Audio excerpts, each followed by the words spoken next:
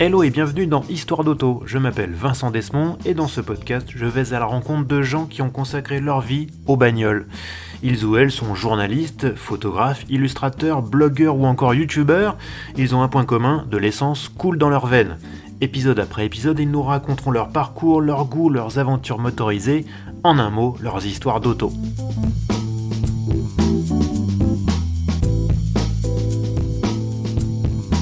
Mon invité a littéralement l'automobile dans le sang, puisque ses ancêtres étaient des pionniers de l'industrie dès le début du XXe siècle. Des décennies plus tard, il a décidé de marcher dans leurs pas en créant ses propres autos, inspirées des légendaires Bugatti type 55 ou 57. Des répliques, lui préfère parler d'évocations. Des évocations sublimes qui ont marqué les années 80 et 90, avec leurs lignes somptueuses, leur réalisation soignée et leur moteur BMW. Mon invité a ensuite dirigé les automobiles Venturi avant de s'intéresser à la voiture autonome, mais aujourd'hui il a décidé de renouer avec les évocations de Bugatti. Un nouveau modèle doit sortir en 2023. On va aborder tous ces sujets avec mon invité, Xavier Delachapelle.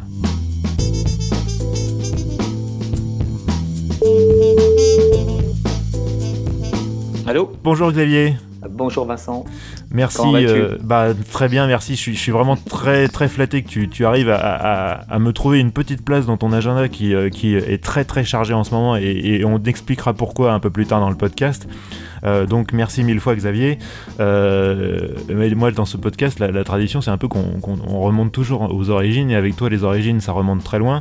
Est-ce que tu pourrais nous parler de la marque Stimula créée par tes ancêtres ? Oui, alors la marque Stimula donc, a été créée par mes grands-oncles au début du siècle dernier, donc aux alentours de 1900. Alors ils ont commencé à Cormatin, donc en Saône-et-Loire, en Bourgogne. Ils avaient un vieux moulin qui était donc un peu la force motrice de l'atelier, qu'ils avaient aménagé pour pouvoir commencer à construire des motos et ensuite des tricars. Donc, des tricycles. Les tricycles, c'est un petit peu, ça se ferait plus maintenant pour des problèmes d'homologation évidents, puisque les deux passagers étaient installés dans une espèce de banquette qui était complètement à l'avant du véhicule, sans aucun pare-choc, sans rien. Donc c'était sans ceinture de sécurité évidemment. Oui, c'est sûr. Donc je pense que maintenant on pourrait plus refaire ça. Donc c'était deux roues à l'avant et à l'arrière un cadre de moto en fait qui poussait avec des roues directrices à l'avant. Donc c'est quelque chose effectivement d'un peu dangereux. Mais enfin ça a bien marché, ils en ont fabriqué pas mal. On a même un Allemand qui récemment est venu nous voir et qui a fait un article extraordinaire sur cette aventure-là, dont on avait d'ailleurs très peu de souvenirs, mais il a cherché dans les archives, il a retrouvé beaucoup de choses. Donc c'était très intéressant. Alors ils ont commencé donc à fabriquer des motos et des tricars, et ensuite, disons en 1903-1905, ils ont décidé de fabriquer des voitures. Alors pour ce faire, ils se sont associés avec des cousins qui étaient maîtres de forge à Saint-Chamond dans la Loire. Et ils ont créé une usine beaucoup plus importante. Et dans cette usine, ils ont commencé donc à fabriquer des voitures en fabriquant leurs propres moteurs, ce qui était assez rare pour l'époque, parce qu'il y avait beaucoup de petits constructeurs qui utilisaient des moteurs de Dion ou d'autres marques. Un petit peu ce qu'on a fait nous en utilisant des moteurs BMW sur nos propres voitures, c'est un petit peu la même chose. Donc ils ont développé des moteurs intégralement, des 4 cylindres de différentes cylindrées. Et ils les ont donc installés dans leurs nouvelles automobiles. Ils fabriquaient toute la voiture intégralement à Saint-Chamond, le châssis qui était fait dans un acier assez résistant, parce tout l'environnement de Saint-Chamond était dédié à l'industrie pour l'armement militaire. Ah oui. Donc c'était les aciers spéciaux qui servaient de blindage. Ils ont vendu la région vendait du blindage entre autres à la marine soviétique avant 17, parce qu'après quand les Rouges sont arrivés, ça a été un petit peu différent. Mais donc, ils fabriquaient de l'acier de très haute qualité. Donc, les châssis étaient très résistants. Ils faisaient la fonderie, ils faisaient la forge, etc., pour les essieux, les vilebrequins, etc. Donc, ils ont commencé à fabriquer en 1905 et on suppose qu'ils se sont arrêtés après la guerre, aux alentours de 1920, quelque chose comme ça. Parce que donc, la société avait été créée par 2 frères. L'un s'occupait de toute l'administration et du commercial. Guy et Karl. Et il s'appelait Guy, voilà. Et Karl, lui, est un ingénieur arts et métiers qui s'occupait plutôt de la production, de la création, etc. Donc à l'époque, ils ont inventé pas mal de trucs sympas. Ils ont inventé des carburateurs inversés qui étaient très performants. Ils ont, d'après ce qu'on m'a dit, mais bon, là, ça fait partie de la légende familiale, c'est eux qui auraient inventé le premier levier en H qu'on utilise tous maintenant. Contrairement aux anciens leviers où on se baladait, il y avait un baladeur sur le côté et puis le levier de vitesse avançait de gauche à droite et on sélectionnait les vitesses comme ça. Et ensuite, alors oui, on continue avec tes enfants. Je suis désolé, c'est les aléas du direct. Hein. J'ai mon fils qui est là, qui est à la maison Ok. exceptionnellement aujourd'hui, mais bon bref, voilà, c'est pas grave.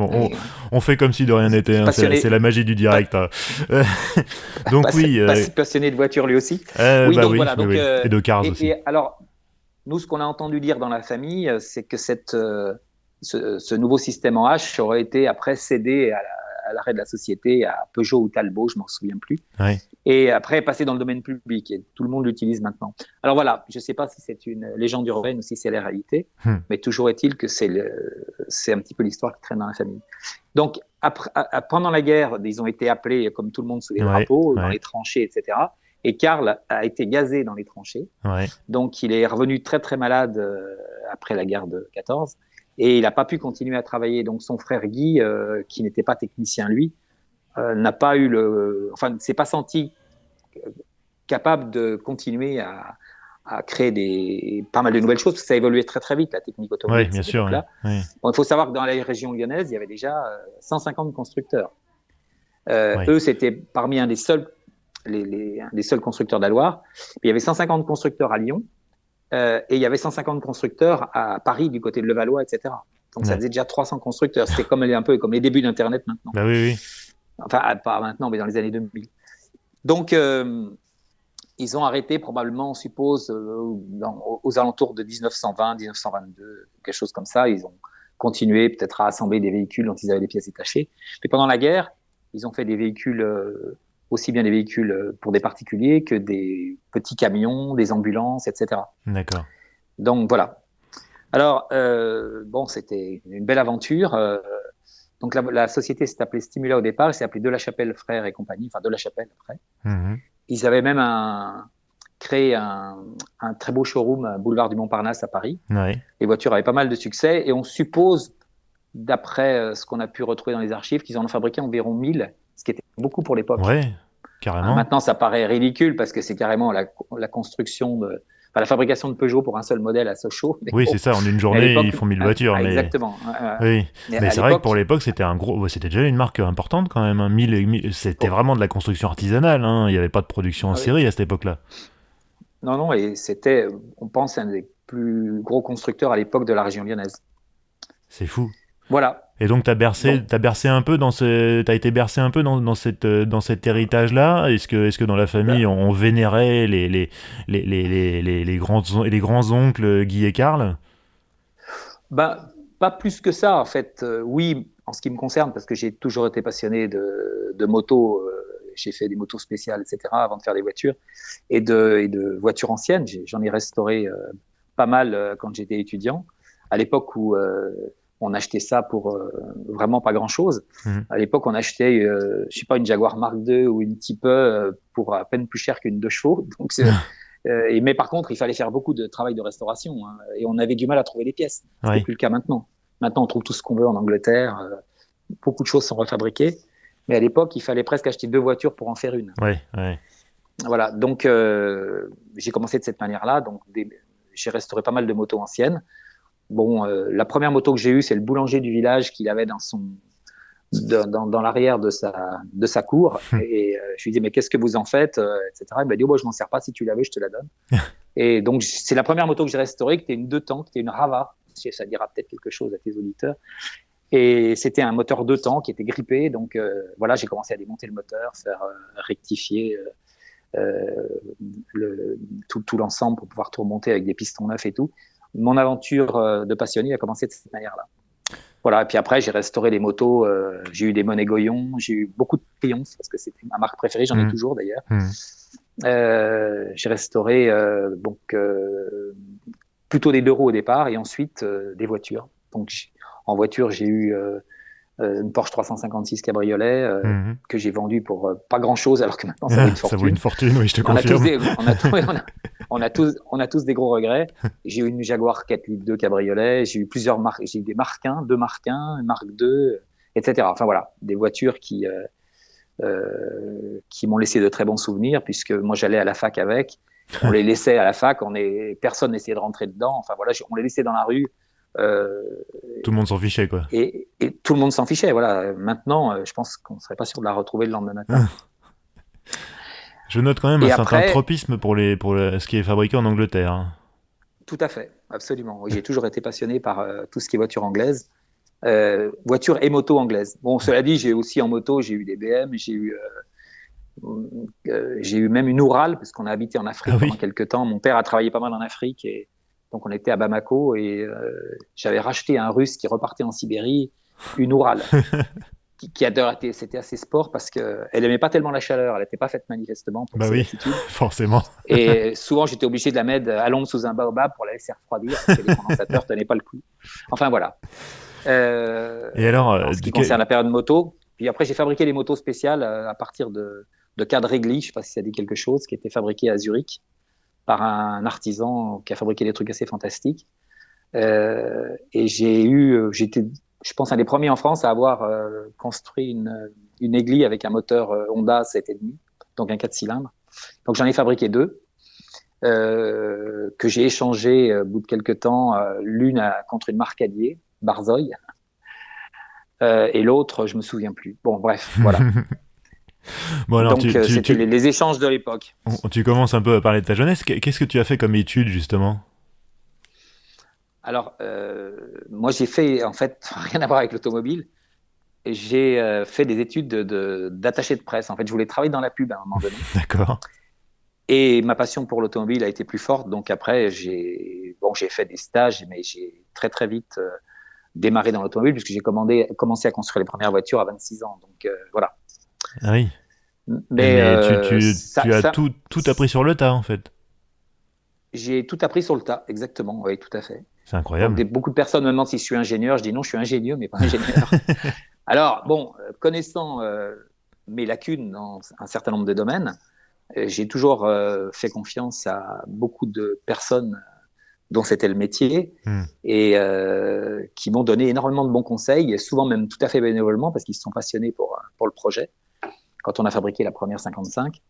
Et notamment Jacques Hubert, qui était avant le patron du bureau d'études. On n'appelait pas ça un bureau d'études à l'époque, mais bon, chez René Bonnet, qui a fabriqué toutes les Matra Jet Hmm. et qui a commencé à faire les premières Formule 2 chez Matra. Ah oui. Donc, j'ai rencontré par un ami de la famille qui avait disons, un atelier de mécanique à côté de Lyon et qui lui avait fait des stages chez Matra à l'époque.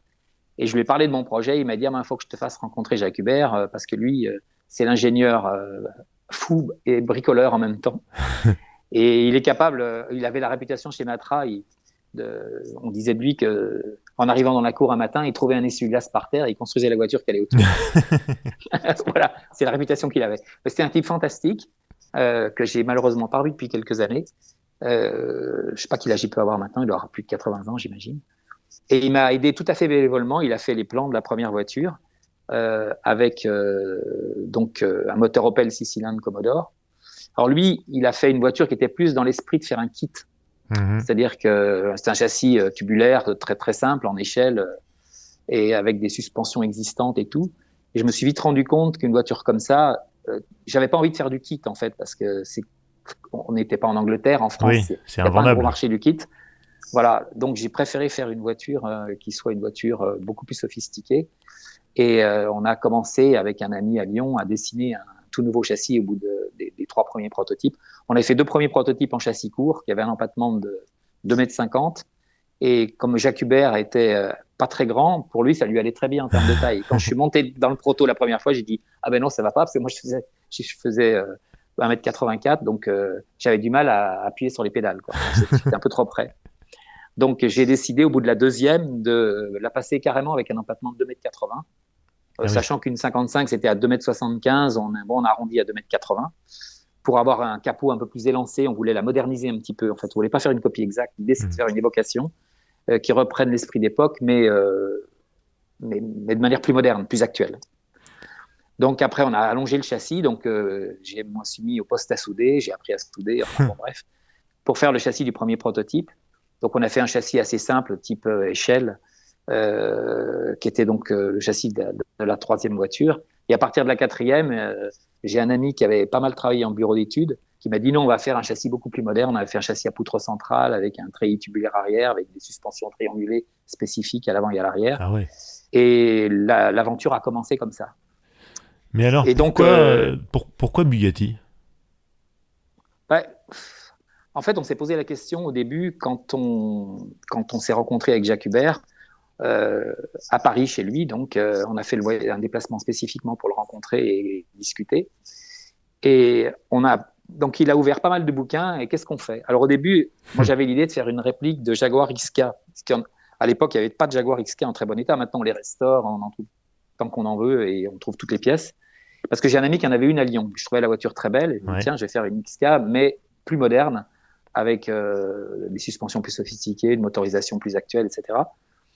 Et puis, en réfléchissant, on s'est dit, on est français, il faudrait qu'on parte sur une marque française connue et réputée. On n'a pas de nom, on n'a pas d'image. Donc, c'est compliqué de créer une voiture quand on n'a pas d'image parce que les gens n'ont aucun référentiel, en fait. Quand ils en parlent à leurs copains, une de la Chapelle, ah oui, c'est bien, mais c'est quoi Alors, bon, donc, on s'est dit, on va commencer à réfléchir à une marque française connue, une marque qui soit assez prestigieuse. Donc, on a regardé des Talbot, des Delage, des Delahaye, etc. Et on s'est dit, quelle est la marque la plus prestigieuse en France? C'était Bugatti. Ouais. Donc, nous, on voulait faire un cabriolet, un roadster plus exactement. Et quel est le plus beau roadster que Bugatti ait fait? C'est la Type 55, et de manière évidente. Donc, on a commencé à dessiner une Type 55. Donc, C'était Jacques pas a un dessiné, coup de cœur initial absolu, une envie de naissance si, de de recréer une Bugatti. Ah non. C'était une étude, c'était presque une étude de marché au final. Oui, enfin bon, une étude de marché très très légère. On a fait ça un peu en fonction de la manière dont on percevait le modèle. Est-ce que effectivement c'est un modèle qui a des chances de plaire, etc. Ouais. Bon, la voiture était très belle, donc on n'a pas hésité très longtemps. Et Jacques a dessiné les plans de la voiture, aussi bien des plans de carrosserie, puisqu'à l'époque on faisait ça à l'échelle 1, on dessinait sur une grande feuille. Ah oui. Et puis, on faisait des couples tous les 10 cm. J'ai fait la première maquette moi-même. Oui, parce que là, on est quoi? On est en 76, 77? Là, on est en 76, voilà. 76-77. Donc, j'ai des amis qui m'ont prêté même une vieille maison à côté de Lyon dans laquelle ils avaient un petit atelier qui était tout petit. Et ma femme, même l'hiver, il n'était pas chauffé. Ma femme m'amenait régulièrement du chocolat chaud pour me réchauffer. C'est mignon. Et cette voiture, donc, je l'ai construite en découpant des couples en bois, en les remplissant de mousse, et ensuite en mastiquant pour pouvoir faire toute la forme. Donc, ça a été quand même assez sport. Et quand on a voulu sortir la maquette, d'ailleurs, comme on n'avait qu'une porte d'entrée normale, on a dû tout démonter la maquette et la sortir sur champ pour pouvoir l'amener chez la personne qui a commencé à m'aider à faire les premiers moules. Voilà. Donc, ça a commencé de manière très, très, très artisanale et très individuelle. Et pour les panneaux de carrosserie, vous êtes tout de suite orienté vers l'acier ou vous vous êtes posé la question fibre de verre, est-ce que ça valait le coup? On s'est tout de suite orienté vers la fibre de verre pour des raisons évidentes de coût, de mise en œuvre.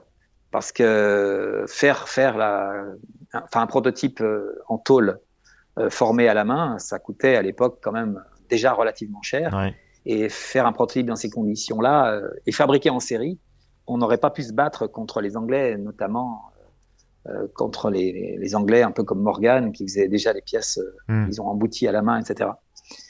Donc, on a préféré démarrer avec du composite de haute qualité, mais du composite. Donc, beaucoup de gens, d'ailleurs, quand on a fait des salons par la suite, étaient persuadés que les voitures étaient en tôle. Alors, on a fait certaines pièces comme les capots, les bas-volets, par exemple, les pièces de liaison entre les ailes avant, tout ça a été fait en aluminium ou en tôle. Ah oui. Donc ça, parce que je vois quand même des voitures avec des rivets et tout, donc je me suis dit, rifter de la fibre de verre, ça me paraît un peu compliqué. Non, puis pour faire les ouïes de capot, par exemple, en composite, ça sort très très mal, c'est pas beau. Donc on avait fait faire un outillage pour emboutir les ouïes avec une presse. Et donc toutes ces pièces-là ont toujours été faites en aluminium ou en acier en fonction de leur destination. Voilà. Alors donc on s'est retrouvé avec une voiture qui avait toujours un moteur Opel, qui avait donc un châssis beaucoup plus moderne, avec un châssis à poutre centrale, avec un treillis tubulaire, des suspensions triangulées, des porte-moyeux spécifiques, etc. Donc ça a donné tout de suite une image assez sympa à l'automobile. Et on s'est rendu compte, après avoir fait le premier salon de Genève en 78, que bon, un 6 cylindres Commodore et tout, c'était bien, Ouais. mais que ça serait mieux d'avoir un 6 cylindres BM en termes d'image. Oui. Donc j'ai contacté BMW France et j'ai eu la chance de rencontrer, bon, c'était beaucoup plus simple que maintenant, le président qui s'appelait Jean-Luc, qui était un ancien journaliste, qui est un type très sympa.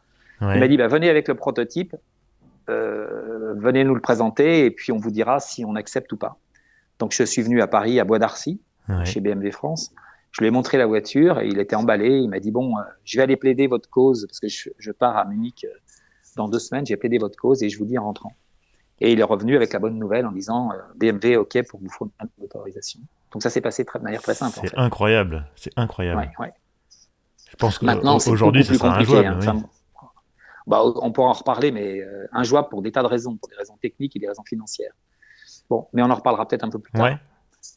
Donc, alors quel a été l'accueil du public? J'imagine que tout le monde était surpris au salon de Genève 78 de voir déjà une marque, la marque de la Chapelle. Qu'est-ce que c'est? Et cette voiture-là, qu'est-ce que c'est? Comment le public et la presse a accueilli l'auto?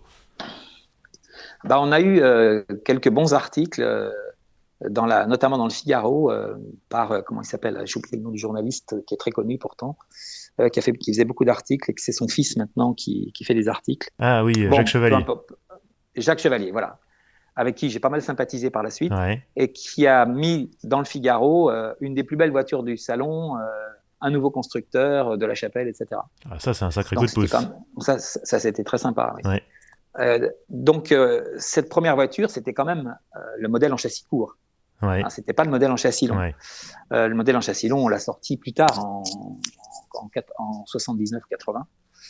Le temps de mettre au point déjà tout le châssis court, de faire des essais, de commencer à faire des articles dans la presse.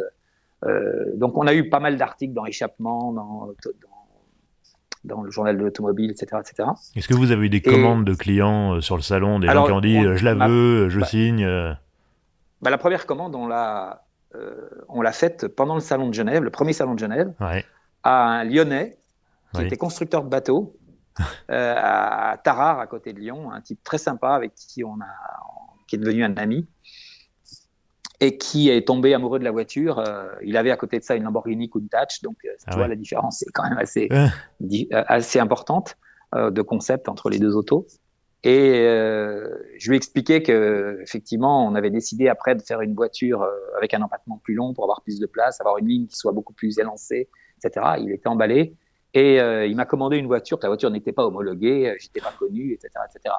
Et comme on était à Lyon tous les deux, c'était quand même assez facile parce qu'il travaillait à Tarare, mais il habitait Lyon. Donc il est venu souvent pendant la construction du prototype. Et donc le premier châssis long, qui avait encore un modèle Opel Commodore, lui, a été vendu à ce client. D'accord.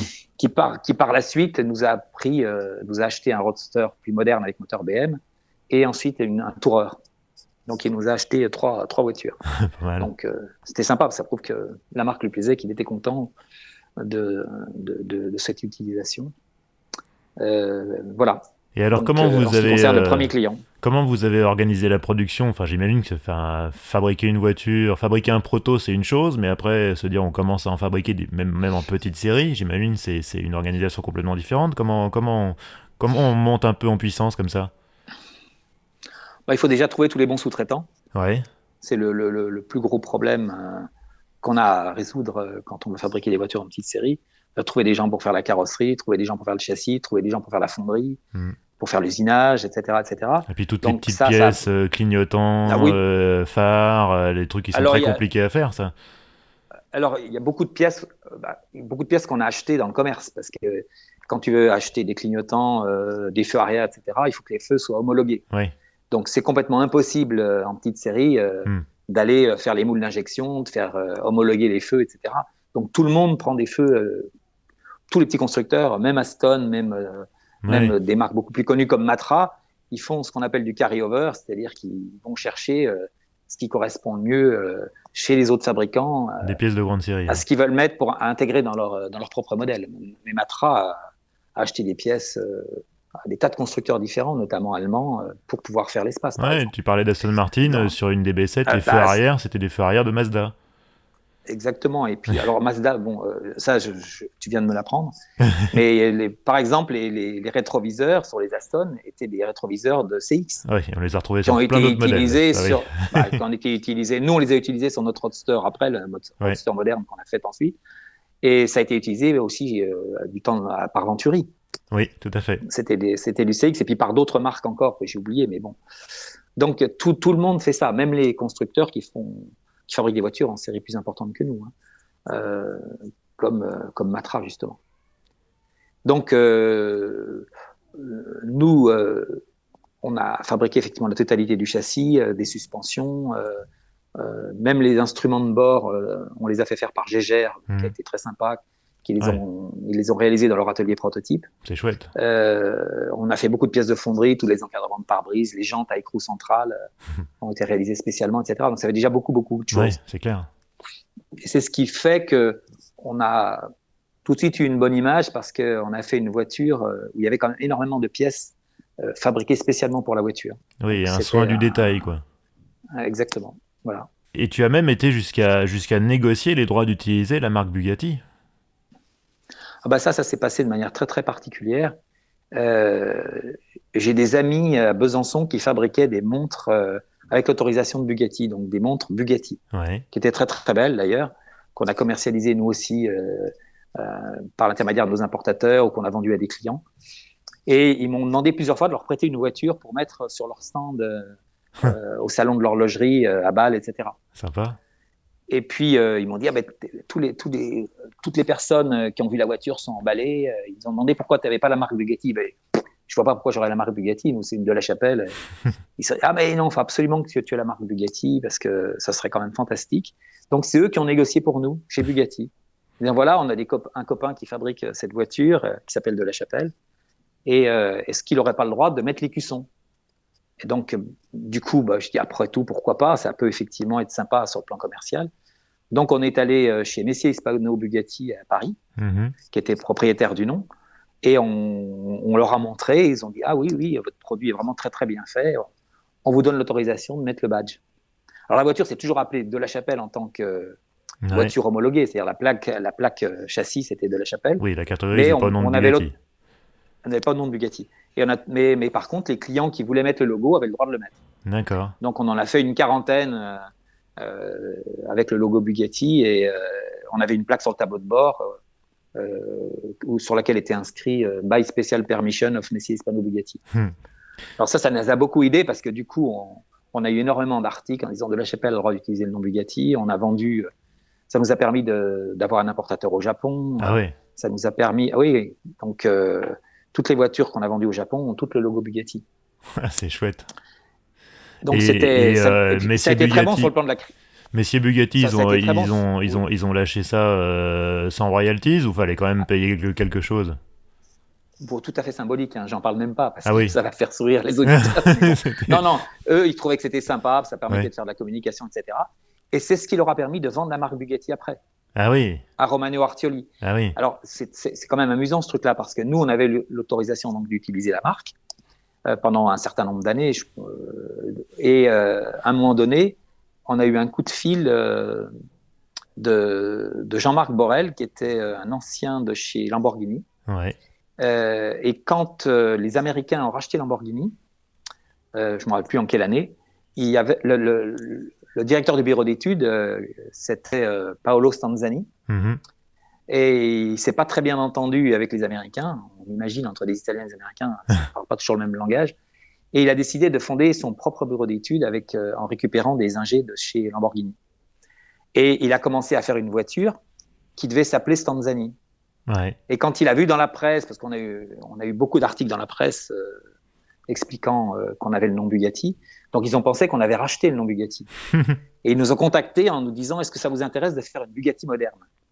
Alors nous, on leur a dit « Oui, ça nous intéresserait beaucoup, mais on n'est pas propriétaire du nom, on l'utilise avec l'autorisation de Messier Hispano Bugatti. » Donc ils sont allés voir Bugatti et ils ont racheté le nom. Ouais. Ils n'auraient jamais imaginé, si on ne leur avait pas dit, que le nom était achetable. Et donc, Jean-Marc Borel est allé avec Romano Artioli et ils ont racheté le nom pour une somme qu'on n'aurait pas été capable de débourser, Oui. mais qu'on aurait pu à un mois près, parce qu'on a trouvé des nouveaux actionnaires quand on a augmenté le capital de la société, qui avaient été très intéressés parce qu'on avait le nom Bugatti, mais ils se sont fait doubler par Romano Artioli qui a été plus vite pour racheter le nom. Et eux auraient voulu le racheter pour que le nom reste français et qu'on puisse fabriquer Ah d'autres choses oui. en France. Ah oui. Bon, c'est le hasard de l'histoire, hein, mais voilà. Donc, Oui, parce qu'il Romano faut Artioli, rappeler quand même que Messier Bugatti, en fait, c'est un fournisseur aéronautique. Hein. Ils font des trains d'atterrissage, des choses comme ça. Donc exactement, ils n'avaient voilà. aucune activité dans l'automobile. C'est pour ça que bon, ils avaient pas spécialement d'intérêt à garder la marque Bugatti eux-mêmes.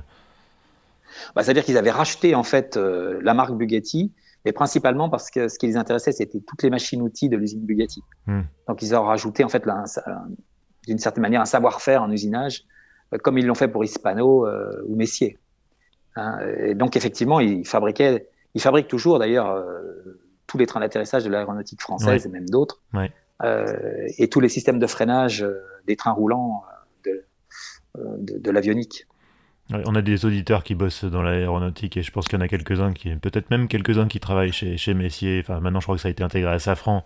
Donc, on les salue au passage. Ok. Je sais qu'il y a eu aussi une diversification à partir je crois que c'est 79, où tu as créé les Juniors de la Chapelle, les voitures pour enfants. Oui, c'est un peu plus tard, plutôt dans les années 80. Ouais. Ça, c'est encore une autre histoire. Euh, à l'époque, j'ai eu l'occasion de rencontrer le patron d'Arola, qui est devenu Exam, qui fabriquait les voitures sans Mhm. permis. Et en visitant son usine, je lui ai dit, tiens, vous avez des petits moteurs sympas, on a comme projet de faire une petite Bugatti pour les enfants qu'on voudrait exposer à côté de notre modèle Échelin au Salon de Genève, etc. Et je lui ai dit, est-ce que vous seriez prêt à nous vendre des motorisations pour ces petites voitures, ainsi que quelques pièces qui nous intéressaient, qu'on avait pu visualiser sur la chaîne de production. Et il m'a dit, ah, mais ça, c'est vachement sympa. Moi, ça m'intéresse, je vous finance le projet et je les distribue. Donc, nous, on était partis pour en faire une ou deux Ah uniquement oui. pour le fun. Et du coup, ben, on les a faites en série et ils nous en ont commercialisé 200 Ah oui. qu'ils ont vendus en France, en Europe, etc. Et les premières donc fabriquées s'appelaient Star 55, c'était Stimula, parce qu'on s'appelait encore Stimula à l'époque. On a changé, on est passé à De La Chapelle en 86-87. Et on avait donc la conjonction de Stimula et Arola, ce qui a fait Star et 55, parce que c'était une type 55. Donc toutes les premières, les 200 premières s'appellent Star 55 et ont été fabriquées donc par nous et distribuées par Arola. Et je Et puis crois. Arola, après, a déposé le bilan. Ouais. Ça a été un peu compliqué, cette histoire-là. Enfin, c'est une histoire qu'il faudrait raconter dans peut-être d'un autre bloc. Mais donc, eux ont arrêté et nous ont dit, bon, ben maintenant, si vous voulez, nous, on vous laisse tout et vous les distribuez vous-même. Parce qu'ils avaient déposé le bilan, ils ont été repris par le fabricant qui fabriquait leur voiture à l'époque. Ouais. Et lui, ça n'intéressait pas de distribuer nos voitures. Donc, on a récupéré, il en restait quelques-unes en stock, on les a récupérées. Et ensuite, on est passé d'un moteur qui était un moteur Sachs à 2 vitesses automatiques qu'on avait récupéré sur les voitures sans permis, qu'on avait racheté à Arola. Et on est passé à des moteurs Honda 4 temps et on a refait un nouveau châssis. On a fait beaucoup d'évolutions sur la voiture. Il y a eu plusieurs générations de ces voitures-là. Et ensuite, on les a appelées Bugatti puisqu'on a eu l'autorisation. Et ensuite, De La Chapelle, quand on a perdu l'autorisation, quand Romano Artioli a commencé à distribuer ses EB110. Parce que Romano Artioli nous avait dit, tant que nous, on ne distribue pas nos voitures, on vous laisse l'autorisation d'utiliser le nom Bugatti. Mais le Ouais. jour où la B110 sort, là, il faudra arrêter et il faudra garder que le nom de La Chapelle. Et Ouais, ça s'est passé forcément. comme ça. Voilà.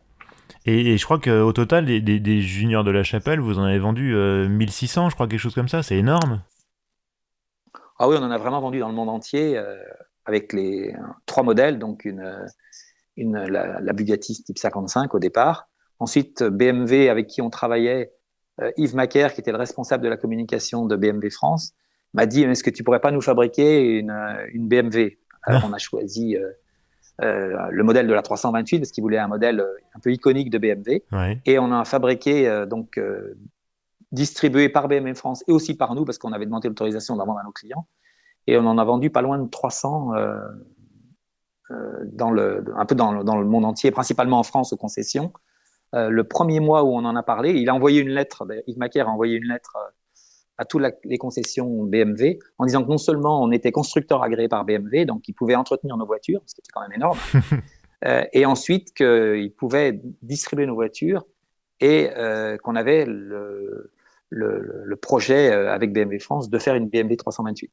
Donc quand la BMW 328 le proto a été terminé, ils ont pris des photos, ils ont fait une doc eux-mêmes qui sont distribuées à tous leurs concessionnaires et on en a vendu dans les 2 mois qui ont suivi, on en a vendu 60.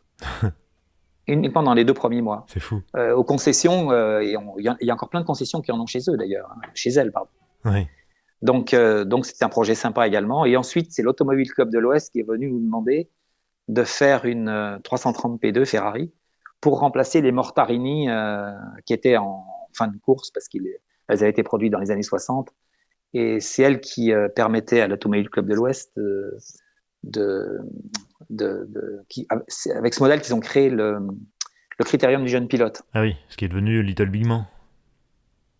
Non, le critérium du jeune pilote existe toujours. D'accord, en fait. okay. Hein. C'est un espèce de circus qui balade dans toutes les villes de France. D'accord. Et il l'organise sur des parkings, près des grandes surfaces. Et ils font conduire les gamins. Alors, je sais pas où ça en est maintenant, mais je sais que ça existe toujours. Et Little Big Man a été créé ensuite par Patrick Peter, oui. Avec lequel, d'ailleurs, on avait discuté de ça à de nombreuses occasions, en disant mais pourquoi tu fais pas quelque chose en faisant une petite organisation avec des voitures pour enfants, ça serait sympa. Bah oui, oui. Et puis un jour, il l'a créé. Donc, c'est ce qui est devenu Little Big Man. Donc voilà, donc on a eu 3 modèles, la Bugatti Type 55, la BMW 328 et la Ferrari 330 P2. Et alors, pour revenir au modèle, entre guillemets, pour adultes, il y a eu toute une gamme après. Il y a eu la 55 Tourer qui était une 2+2, il y a eu une version Grand Prix avec compresseur, donc vous montiez un compresseur sur un 6 cylindres BMW, on est d'accord? Exactement, il n'y en a eu qu'une de fabriquée avec compresseur. Une seule? Il y en a une seule qui a été fabriquée avec compresseur. Ça existe toujours d'ailleurs, c'est quelqu'un qui je crois qui travaille beaucoup ou qui fait même le Paris-Dakar ou qui prépare des véhicules pour Paris-Dakar. Il y a eu tout un article d'ailleurs sur cette Grand Prix récemment sur un blog par un journaliste qui s'appelle Nicolas Laperruque. Qui écoute ce podcast et qu'on embrasse au passage. Bon, moi également. Bonjour Nicolas.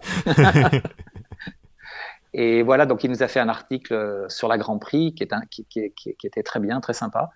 Ensuite, il a fait d'autres articles, notamment sur le Roadster, mais ça, c'est une autre histoire qu'on racontera plus tard. On va y venir, Voilà, et puis, il y en a d'autres qui viendront, je pense, parce qu'il a envie de faire d'autres choses aussi. Il y avait eu aussi la 57, la Talente, superbe. Alors, la 57, c'est le dernier modèle qu'on a fabriqué en Bugatti.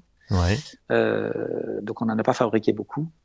Et on a donc fait évoluer le châssis pour pouvoir mettre une carrosserie coupée. Ou découvrable, puisqu'on a fait les 2 versions. Cette fois-ci, beaucoup plus utilisable parce que avec des portes, avec vitres, etc., donc plus utilisable qu'une 55, qui était un roadster avec des portes en toile, enfin des side curtains, comme on dit. Ouais. La 55, oui. Alors au début, si tu parles de ça, on l'avait vraiment fait comme le roadster d'époque, c'est-à-dire sans porte, avec des grandes échancrures. Et on s'est rendu compte après qu'on avait des clients qui avaient des moyens, mais qui étaient un peu plus âgés, qui n'avaient pas tellement envie de grimper comme dans une Lotus 7. À l'intérieur de la voiture, c'était un peu sport. Ouais. Donc, on a décidé de lui faire des petites portes, comme un certain nombre de roadsters anglais en ont d'ailleurs, comme une Jaguar SS100, un peu le même genre de choses. Et après, on a arrêté de faire le roadster sans porte et tous les roadsters ont été faits avec porte. Mais avec des portes simples, c'est-à-dire après on rajoutait des portes en toile pour faire l'étanchéité et que les clients puissent s'en servir par tous les temps, quoi. Donc ce qui était important, surtout quand on fait un rallye, on peut avoir du soleil, on peut avoir de la pluie, donc c'est important de pouvoir bâcher la voiture et d'être certain qu'il n'y ait pas d'eau à l'intérieur, sachant qu'on a quand même un beau tableau de bord bois, des sièges en cuir, donc voilà. Donc voilà, la 57, elle avait des vitres montantes descendantes. Après, on a mis la clim, on a mis tout ce qu'il fallait pour en faire une GT. Ouais. Voilà. Et avec des moteurs BMW plus récents, c'est qu'après on a monté des moteurs à BM à 24 soupapes, donc plus puissants, et qu'on a pu monter dans la Talente parce que la capot était plus large qu'une 55, sachant que dans une 55, c'était à part faire des grosses bosses sur les bas-volets, c'était pas très possible d'intégrer. On en a fait qu'une ou 2 comme ça, je crois. Alors, on a dit aux clients, on va être obligé de faire des bosses sur les côtés du capot. Un peu ce qu'avait fait Panther d'ailleurs avec la J72, parce que pour passer les carburateurs, ils étaient obligés de faire une fausse prise d'air. Enfin, non, une vraie prise d'air, mais assez imposante sur le côté. J'ai eu une J72 d'ailleurs. Parce que, oui, alors c'est une chose amusante parce que quand j'étais étudiant, j'avais vu une J72 en expo à Lyon, dans un salon de voitures anciennes. Et c'est un petit peu ça qui m'a orienté vers la Type 55 en fait. Parce que j'avais trouvé cette voiture fantastique. Et je me suis dit, si un jour je fais une voiture, je ferai une voiture dans cet esprit-là. Donc, au bout d'un moment, j'ai fini par en acheter une un jour à Rétromobile.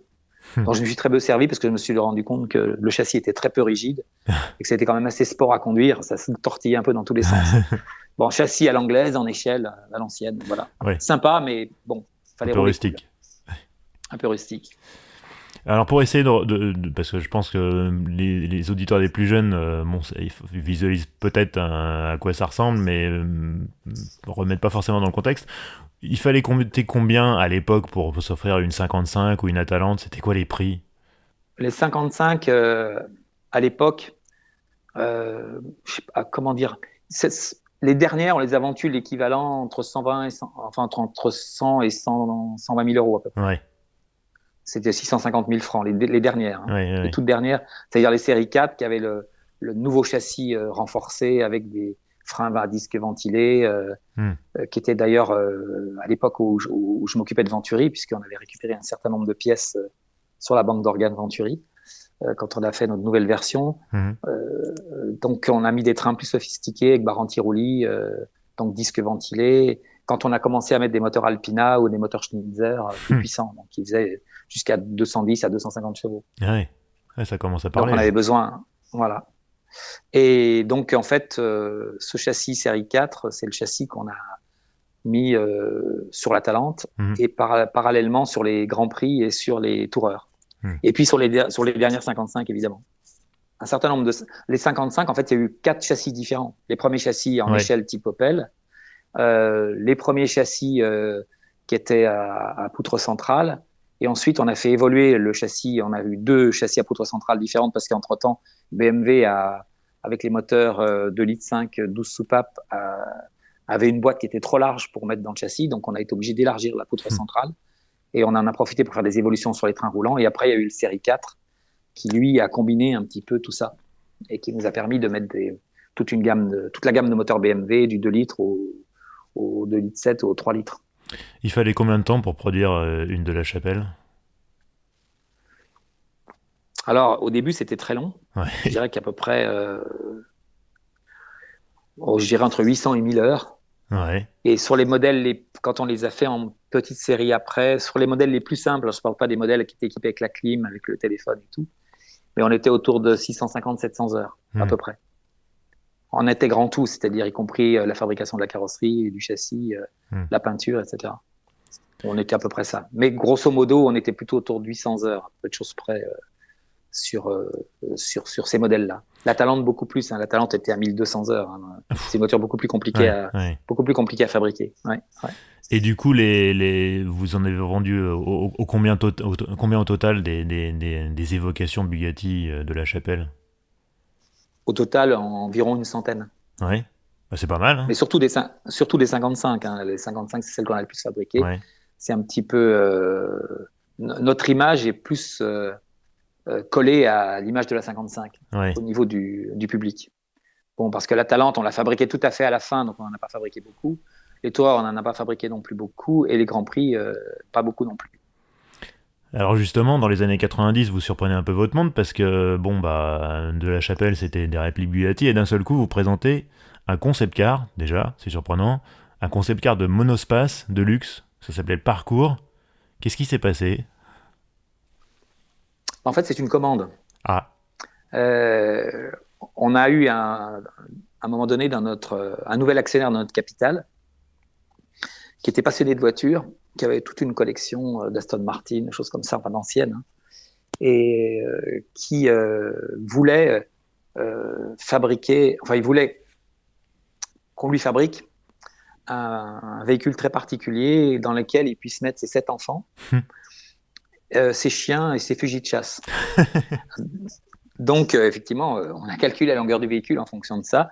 On lui a proposé un certain nombre de concepts au niveau stylistique. Le véhicule a été dessiné par Barré Design à Lyon. avec lesquels on a d'ailleurs fait le Roadster, avec lesquels on a fait pas mal d'autres choses. Et il a choisi un des sketchs qu'on lui a proposé, qui est le sketch qu'on peut voir sur notre site internet, ou que les gens ont pu voir effectivement dans la presse à cette époque-là. Et donc,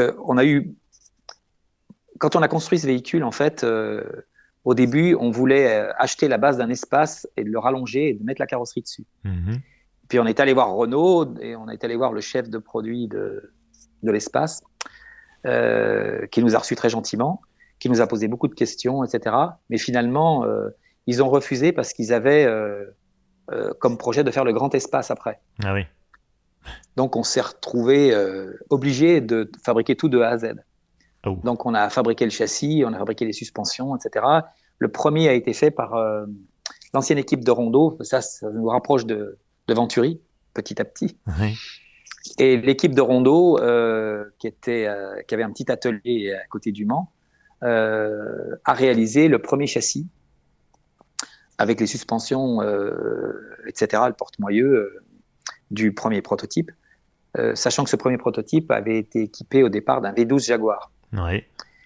Et ce V12 était accolé à une boîte qu'on avait développée spécialement avec une société lyonnaise qui s'appelait WTI, qui faisait toutes les boîtes pour les voitures de course de Volkswagen, avec disco coupler, etc.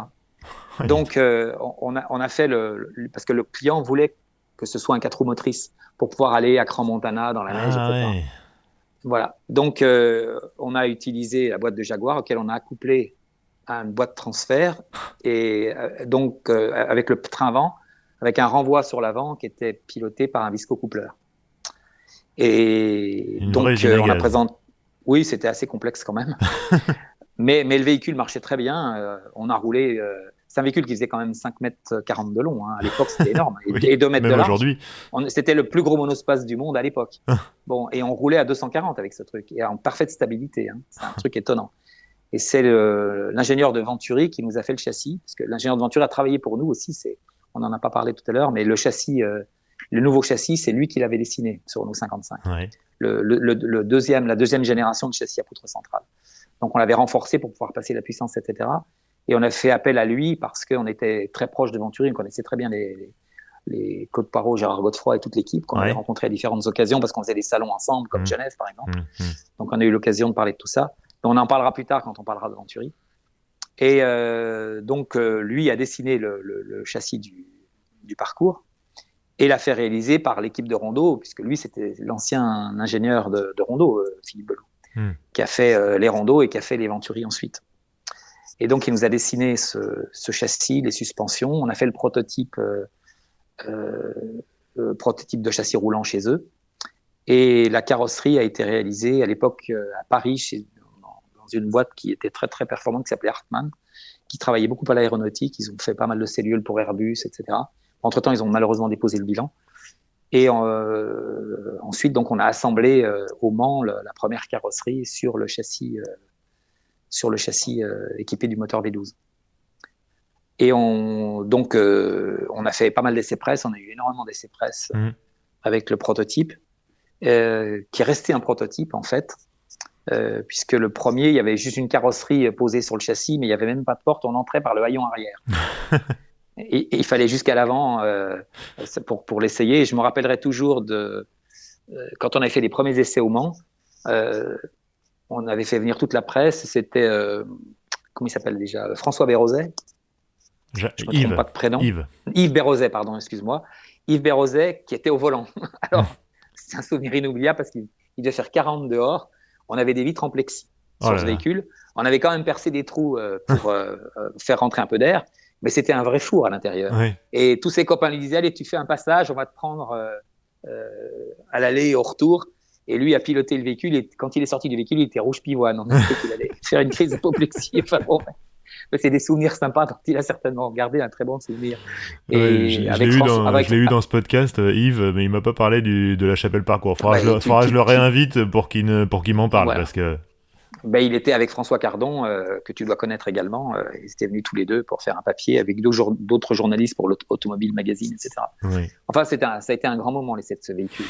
Et en discutant avec le client, qui lui a décidé d'investir dans le projet pour pouvoir en sortir en petite série. Ouais. Donc, on s'est dit, bon, le V12 Jaguar, c'est sympa, mais ça quand même pas surtout si on veut en vendre dans des pays comme l'Allemagne ou même dans les pays arabes, dans les pays du Golfe, ça serait quand même mieux d'avoir un moteur un peu plus prestigieux. Et on a décidé à ce moment-là de faire un nouveau prototype avec un 500 SL, qui était le top à l'époque. Ouais. 315 chevaux, etc. Et on a fait donc ce deuxième prototype avec un châssis qui avait énormément évolué entre-temps, puisque le premier châssis avait des suspensions conventionnelles avec des combinés ressorts-amortisseurs. Et ensuite, avec Philippe Beloux, on a décidé de mettre des suspensions pneumatiques à contrôle d'assiette automatique. Des suspensions pneumatiques avec des boudins, donc. Et avec des capteurs de hauteur et tout. Donc, c'était quand même très sophistiqué. Ouais. Le véhicule avait une très bonne tenue de route. On pouvait adapter la hauteur en fonction de la charge. Et c'était quelque chose qui était quand même assez sophistiqué pour l'époque. Et donc, pour avoir toujours les 4 roues motrices, on a réalisé de nouveau une boîte spécifique qui était en fait une boîte de la version 4MATIC 6 cylindres Mercedes, pardon, qu'on a complètement refaite pour pouvoir l'adapter sous le carter du V8. Donc, on a réalisé un nombre d'outillages assez conséquent, que j'ai toujours d'ailleurs en stock, et qui ont servi à faire donc ce véhicule-là, puis un autre. Et puis après, il s'est passé des tas de choses. Il y a eu la guerre du Golfe et tout. C'est devenu assez compliqué. Notre client a décidé de ne pas donner suite, bien qu'avec Claude Poirot, on lui a proposé de réaliser une version plus simple, en traction avant, avec un moteur de 605 V6. Mais il a pas mordu à l'hameçon. Donc en fait, on en a fait que 3 dans la pratique. On a fait un prototype V12 qui est en cours de restauration. C'est un client lyonnais qui l'a et qui est en train de le transformer en break de chasse. Il fait un truc assez fantastique. Il a fait tout l'intérieur. On lui a donné une cellule qu'on avait encore en stock, donc ce qui lui a permis d'avoir des portes maintenant. On a modifié tout l'arrière. Enfin bon, il se fait plaisir avec ça. Il est passionné depuis très très longtemps par ce véhicule. Et il a racheté le proto il y a très très longtemps, parce que maintenant ça fait plus de 30 ans. Et il s'est mis à fond là-dessus, à la retraite. Donc il travaille aussi avec pas mal de nos copains de l'époque ou de prestataires qui bossent sur notre nouveau projet d'Atalante V8. Et je ne sais pas quand il aura terminé, mais en fait, il est très courageux. C'est un boulot fantastique de faire tout ça. Et alors du coup, j'avais une question qui m'a été posée par mon confrère et collègue Laurent Chevalier, que je salue, de Sport Auto. Le fils de Jacques, donc. Non, c'est pas de lien de parenté là. C'est une autre famille Chevalier. Non, le fils de Jacques enfin, il a 2 fils. Il y en a un qui effectivement est journaliste et un autre qui est photographe. Mais là, c'est un 3e Chevalier qui n'a rien à voir. Donc Laurent Chevalier qui bosse à Sport Auto et qui demandait est-ce qu'il existe encore un parcours roulant quelque part. Donc il y en a un, le proto, on a compris qu'il est pas roulant puisqu'il est en cours de restauration. Que sont devenus les 2 autres ? Les trois sont roulants. Il y en a un qui est donc le premier, qui est à côté de Lyon, dans le Beaujolais. Il est en train de refaire le moteur Jaguar parce que comme il n'a pas fait tourner pendant 30 ans, le jour où il a voulu le remettre en route, il a eu quelques soucis quand même. C'était un peu grippé. Donc là, ils l'ont complètement démonté, refait complètement à neuf et tout. Donc il va être bientôt remonté dans le véhicule. Donc je pense qu'il va rouler, je sais pas, je dirais dans les 6 à 8 mois qui viennent. D'accord. Et les 2 autres qui sont équipés du Mercedes, il y en a un qui est en Angleterre et l'autre qui est en Suisse. Donc celui qui est en Angleterre, il appartient à un Français d'ailleurs, qui l'a depuis pas mal d'années aussi. Et je ne sais pas s'il a roulé avec, en fait. Parce que nous, on avait roulé effectivement avec ce prototype au moment du Salon de Paris, quand on l'a exposé en 90 ou 91. Et le dernier, il appartient à une famille suisse très connue, dont je ne citerai pas le nom. Ce véhicule leur a servi à aller chercher leurs enfants régulièrement à l'école, etc. Il a toujours été entretenu à Genève chez Mercedes et il roule très bien. Donc, on pourrait leur poser la question de savoir si effectivement, on pourrait faire un article sur ce véhicule. On est toujours en rapport avec eux. Ouais. Mais là, c'est difficile à dire. Il faut leur passer un petit coup de fil et puis savoir s'ils seraient d'accord pour que Laurent vienne faire un tour à Genève et fasse un essai du véhicule. Mais je me rappellerai toujours une fois, il y avait eu un gros rassemblement Bugatti à côté de Genève et un de nos partenaires nous avait demandé de venir avec le parcours. Et on y était allé, on avait trimballé pas mal d'officiels d'ailleurs, avec ce parcours-là, donc qui est maintenant en Suisse. Et on était rentré à Lyon sous une pluie battante, à 240 sur l'autoroute avec les 4 roues motrices, et on était étonné de la stabilité du véhicule. C'était assez étonnant. Mais et puis on a fait quelques rallyes avec. Et ensuite, donc, il a été racheté par cette famille suisse quelques années plus tard, qui s'en sert toujours apparemment. Super, c'est génial. Bon, et alors après, du coup, il se passe donc le parcours, on a compris, trop cher, pas au bon moment, la guerre du Golfe, c'était vraiment pas le moment pour vendre des voitures chères. D'ailleurs, il y a tellement de projets de supercars qui ont capoté ou qui ont fini en eau de boudin à cause de ça. C'était une période compliquée. Et j'imagine que pour De La Chapelle aussi, du coup, c'était une période compliquée. Qu'est-ce qui s'est passé pendant les années qui ont suivi? Alors, pendant les années qui ont suivi, on a continué à faire des 55. Ouais, On a fait l'Atalante dans les années 90. ouais. Et ensuite, on a mis en route, parce qu'effectivement, on voulait pouvoir fabriquer un produit moins coûteux et plus actuel. Donc, on a mis en route notre Roadster à moteur Peugeot, qu'on a appelé le Roadster tout bêtement, Ouais. qu'on a commencé, je dirais en 93-94. Et on a cherché à l'époque des partenaires pour le fabriquer en série. Et on a trouvé des partenaires. On a exposé en fait les 2 premiers protos. Donc le premier était avec un 405 MI16. Ouais. Et le deuxième était avec un 306 S16. Ouais. Et on a rencontré quelqu'un qui est devenu un ami, mais un journaliste indien, Ouais. avec qui on a discuté, et il nous a dit, mais moi, je connais des Indiens qui seraient très intéressés pour acheter le projet et le fabriquer en Inde. Et donc, c'était au salon, c'était en octobre 96. Ouais. Donc, ils sont venus en France, et on a demandé aux clients, parce qu'il y avait un des deux, la dernière génération, qui avait le moteur S16, 306 S16, qui lui était terminé, et qu'on devait livrer au client. Et on a demandé à notre client, qui était un de nos clients qui avait une 55 avant, est-ce qu'on peut te l'emprunter pour faire un salon en Inde? Parce que donc c'était en octobre. On a signé les contrats entre octobre et décembre, et le salon de Delhi était en janvier 97. Et donc il fallait vraiment faire vite. Et donc c'est le deal le plus rapide que j'ai pu faire au niveau de la vente de know-how. Et ce client nous a donné l'autorisation, donc on a exposé au salon de Delhi en 97 le prototype du Roadster, et on devait donc le fabriquer en Inde. Ouais. Et ce qui s'est passé, c'est que, bon, après, on a dû faire un certain nombre d'évolutions. On a fait un 3e prototype avec conduite à droite, avec toujours un 306 S16, mais plus puissant avec la boîte 6. Ouais. Et ça a duré jusqu'aux années 2000. Donc, on l'avait fabriqué aussi toujours sur les plans de châssis de Philippe Beloux, qui avait fait le châssis de l'Aventurie, qui a fait un superbe châssis d'ailleurs, qui était extraordinaire, avec suspension triangulaire avant, suspension à 5 barres derrière. Et quand on a fait ça, en fait,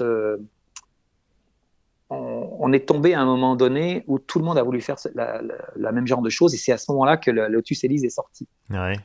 Et la Lotus Elise est sortie à un prix que nous, on ne pouvait pas atteindre en France, évidemment. Donc, le projet de faire quelque chose avec l'Inde nous avait bien séduit, parce qu'on s'est dit, avec l'Inde, on va arriver à être compétitif. On aura un prix de main-d'œuvre moins cher, Ouais. et on pourra se permettre de sortir la voiture à un prix quasiment équivalent à celui de l'Elise. Mais nous, en fait, notre modèle est sorti avant l'Elise, avant le Roadster MGF, etc. Ouais. Ouais. Mais comme on était une petite structure avec pas de gros moyens, on a pris plus de temps pour le finaliser et le mettre en production. Donc, l'idée était donc après de le fabriquer en Inde, à côté de Bombay, dans une grosse usine industrielle qui s'appelle Pune, où il y a Tata, il y a énormément de fabricants comme ça. Et ils ont acheté le terrain, donc j'ai encore les photos du terrain. On devait fabriquer l'usine, et puis amener tous les outillages en Inde, former les gens sur place et produire la voiture en Inde. Ça aurait été la première voiture de sport indienne, en fait. Et ce qui s'est passé, c'est que le commanditaire de l'opération, qui lui était un très gros promoteur immobilier, le plus gros promoteur immobilier de Bombay d'ailleurs, qui avait des moyens assez conséquents, faisait ça pour son fils, qui qui avait fait des études dans l'aéronautique aux États-Unis et qui voulait revenir pour fabriquer une voiture de sport en Inde. Donc c'était une conjonction de phénomènes intéressants, la rencontre avec ce journaliste qui les connaissait, le fils qui voulait revenir en Inde et le père qui était prêt à financer le projet. Donc c'est très bien tombé, c'est pour ça qu'on a été très très vite, parce que faire un projet comme ça, signer un contrat en 3 mois, c'est quand même pas évident, Ouais, c'est clair. surtout vu la distance. Oui. Et malheureusement, le financier de l'opération a été assassiné. D'accord. Donc, il était en fait, bon, c'est pour la petite histoire, enfin, je sais pas si j'aurais le droit de dire ça, mais bon, il était rançonné par une mafia, comme tous les gens dans l'immobilier. Ah ouais, d'accord. Et il a vu une deuxième mafia arriver en disant, ben, nous, tu vas nous payer aussi. Il a dit non, je paye déjà à l'autre, donc arrangez-vous avec eux, et moi, je payerai pas 2 fois. Et le ton est monté, et ils lui ont tiré dessus, ils l'ont assassiné. Ah ouais. Et ça s'est fini en rodéo sur l'autoroute à côté de Bombay, à la mitraillette avec la police, etc., quelques semaines après. Ah ouais. Donc tous ceux qui l'avaient assassiné ont été descendus par la police indienne. Mais du coup, le fils a eu des soucis parce qu'il avait plusieurs frères. Il avait des frères qui étaient dans l'immobilier avec son père. Et eux n'avaient pas du tout envie d'investir dans ce projet parce qu'ils s'entendaient pas très bien entre eux, en fait. Donc le fils a cherché pendant un certain nombre de temps, pendant les années qui ont suivi, pendant que nous on continuait le prototype qui devait être fabriqué en Inde. Il a cherché des financements, mais il a été un peu trop gourmand sur la participation qu'il voulait garder dans la société. Et tous les gens qu'on avait rencontrés au salon de Delhi et qui étaient prêts à investir dans le projet lui ont dit non, nous on est intéressés, mais on veut la majorité. Et lui, il n'a jamais voulu. Et ça a été un peu la fin de l'histoire parce que du coup, il n'a pas pu suivre. Et puis nous, on a été obligés d'arrêter parce qu'on n'avait plus les moyens de continuer. Donc, on a fabriqué que 3 véhicules dans la pratique. Et on avait commencé un proto avec un moteur V6 qui est resté à l'état de prototype. Mais voilà. Du coup, en termes de positionnement, parce que tu parlais de la Lotus Elise, mais de ce que j'ai compris, on était quand même sur un engin un peu plus bourgeois, un peu plus confortable. Ah oui, avec une vraie capote, avec des vitres électriques, etc. Donc, c'était beaucoup plus sophistiqué que la Lotus Elise. Et à tel point d'ailleurs que on a donc nous cherché à revendre le projet à d'autres personnes. On a eu des Chinois qui sont venus, des gros groupes chinois, dont un groupe qui m'avait toujours étonné. Ils sont venus voir le prototype en Bourgogne, là où on l'avait stocké. Et je leur ai dit, vous avez combien de salariés en Chine? 1 million. Donc j'ai dit ok, ça m'a calmé tout de suite. Parce qu'ils étaient dans l'automobile, l'aéronautique, un conglomérat un conglomérat énorme. Ouais. Et alors eux nous ont proposé de reprendre le projet, mais ils voulaient nous payer sous forme de royalties. Donc on leur a dit non, vous nous faites d'abord un chèque et ensuite vous nous donnerez des royalties, mais vous faites d'abord un gros chèque et ensuite les royalties petites. Et parce que entre temps on avait discuté avec des copains de chez Matra qui avaient cherché à un moment donné à revendre l'espace en Chine. Les Chinois voulaient racheter l'espace quand Renault a repris la suite, donc l'espace Matra. Et ils m'ont dit surtout tu ne fais pas ça parce que nous on a perdu des années à négocier avec eux. Chaque fois c'était une négociation à la baisse et à la fin ils nous proposaient quasiment de nous racheter les outillages au prix de la ferraille. Donc ça s'est jamais fait. Et par contre ça leur a coûté une fortune en déplacement pour aller visiter les Chinois sur place. Donc ils m'ont dit non, tu vends ton projet, tu demandes des toutes petites royalties mais tu demandes un chèque. Donc ça s'est pas fait. Et on a été contacté par un autre groupe chinois qui, ça a été sur le point de se faire, mais au dernier moment, ils se sont rétractés parce qu'ils fabriquaient des voitures sous licence japonaise pour la Chine. Ouais. Et ils voulaient fabriquer une voiture de sport pour la Chine et leur projet, c'est d'en faire 5000 par an. Ouais. Mais manque de peau, ils ne sont pas sentis capables de faire les carrosseries en composite. Nous, on les a mis en rapport avec des gens de chez Matra pour fabriquer les carrosseries soit en RTM, soit en SMC, donc les carrosseries qui sont faites de manière assez sophistiquée, injectées avec des moules et contreformes aluminium, etc., avec des moules polis, enfin, ce qui permet de sortir la pièce nickel sans avoir besoin de la retoucher. Et je crois qu'ils ont calé un peu devant les investissements qu'il fallait faire pour lancer le truc. Ouais, donc du coup, c'est une période un peu difficile pour toi, j'imagine, entre le parcours qui se casse la figure, le roadster, ça marche pas non plus, c'est dur, non? Donc le roadster, effectivement, nous a coûté assez cher parce que du coup, les Indiens n'ont jamais fini de nous payer. Bon, on a gardé le modèle parce qu'effectivement, on n'a jamais été payé complètement. Et donc, on a cherché à le revendre. Alors après les négociations avec la Chine, on a eu aussi la société anglaise Reliant, qui avait fait la Scimitar, je ne sais pas si tu te rappelles de ça, qui avait fait beaucoup de 3 roues et tout. Les Robins, qui cherchait à se relancer avec un modèle moderne. D'accord. Et du temps où je me suis occupé de Venturi, notre importateur pour Venturi, qui est resté un très bon copain, c'était l'ancien directeur des ventes de Lotus, de l'usine Lotus, qui s'était mis à son compte et qui distribuait différentes marques françaises, dont Venturi. Et il m'a demandé, tu en es où avec ton Roadster? Alors, je lui ai expliqué, il m'a dit, mais attends, moi je connais bien les gens de Reliant et ils cherchent à reprendre un projet ou à créer un projet de Roadster moderne et ça peut peut-être les intéresser. Donc, je suis allé en Angleterre, je les ai rencontrés et ils m'ont dit, OK, ça marche, on a fait un pré-contrat. Ils avaient un gros investisseur derrière eux qui était prêt à financer le projet et c'était dans les années 2000. Et ce financier avait investi énormément dans les valeurs Internet. Et tu as compris ce qui s'est passé en 2000. Donc, on avait fait le contrat, on avait signé, on était tous d'accord. Et au dernier moment, il a bouffé un fric fou sur des investissements qui se sont réalisés catastrophiques dans les années 2000. Et du coup, boum, rebelote. Tu as vraiment multiplié la malchance. Ce projet, c'est vraiment, ce projet de Roadster, il a vraiment eu la chkoumoune, quoi. Ah oui, enfin bon, bref. De bout en bout. De bout en bout. Bon, on l'a toujours, donc on espère, on se dit peut-être qu'un jour on va trouver quelqu'un. Il plaît toujours, hein. Il a énormément de. Tous les gens qui le voient disent mais pourquoi vous le fabriquez pas? Bah oui, c'est bon. Et puis le marché du cabriolet en ce moment est plutôt sur la descendante, donc. Ouais. Donc on s'est dit pourquoi pas le faire en électrique. Ouais. Et donc on a discuté encore récemment avec une société française qui pourrait être intéressée, mais bon, qui cherche aussi les financements pour le faire. Oui. Bon, il y a beaucoup de projets actuellement en cours. Moi, je rencontre pas mal de gens qui cherchent à faire des roadsters ou des coupés modernes, mais les investissements n'ont rien à voir avec les investissements qu'on avait pu faire nous à l'époque.